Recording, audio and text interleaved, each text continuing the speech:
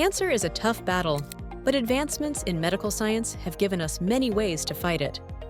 From traditional treatments like surgery, chemotherapy, and radiation therapy, to newer options like immunotherapy and targeted therapy, there are more ways than ever to tackle this disease. In this video, Dr. Chandra Gouda, our expert oncologist with 19+ years of experience and several international memberships, will guide us through the different types of cancer therapies, explaining how they work and what makes each one unique.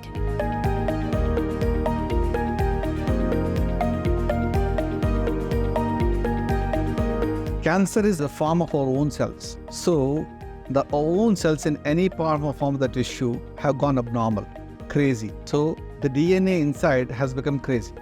So, there are some mutations which are not normal. And if there are any mutations, if that cell becomes abnormal, our own cells will kill it. They are macrophages or the soldiers. Here, they are not in the surveillance of those cells. So, they started proliferating without any surveillance of our own cells. So, that is cancer.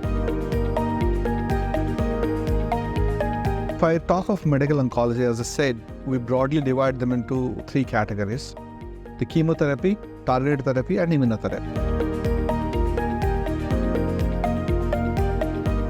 The chemotherapy is actually a drug which acts on the rapidly dividing cells. If somebody has a pneumonia, somebody had a COVID, that will be understood nicely, we give an antiviral drug. Somebody has a bacterial infection, we give an antibacterial IV antibiotic. Similarly, somebody who has a cancer, which is definitely rapidly dividing cells, we give the drugs to these cells which are rapidly dividing. Chemo acts on some of the rapidly dividing cells of our body. So be it a gastrointestinal tract, the WBCs, hair follicles, and the skin. Hence, we see the majorly side effects in these organs.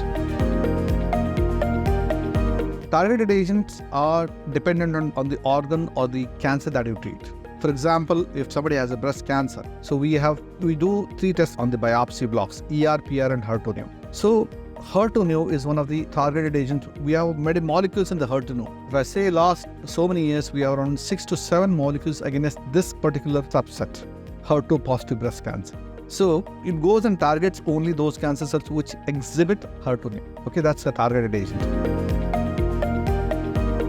Our own immune cells, our own soldiers, would go and attack the tumor cells, the cancer cells. But they are inefficient to do so because tumor is more clever. It secretes some agents, so they add the barricades, don't come beyond this line. So now the immunotherapy is taking out these barricades. Talk of prevention, we talk of a primary prevention or a secondary prevention. In the sense, the primary prevention is where somebody does not have cancer, you need to prevent it, right? So in that regard, there are some sort of a genetical risk, non-genetic.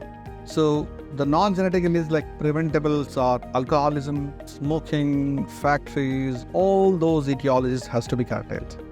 So anybody smokes, everything has to be stopped. It's not that I'm going to cut down, and it has to be stopped. The tobacco chewing, any form of tobacco. So these are the things which needs to be stopped. They are primary prevention. So before the cancer is there, you take out the etiological agent. Second thing, somebody who has got a risk factor like Angelina Jolie, whose mother had a breast cancer, and she carried a mutation which has a high propensity to develop a cancer.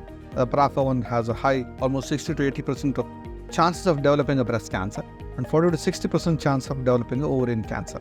They'll be offered a prophylactic surgeries for the breast and the ovaries to curtail this risk. That is also a form of prevention.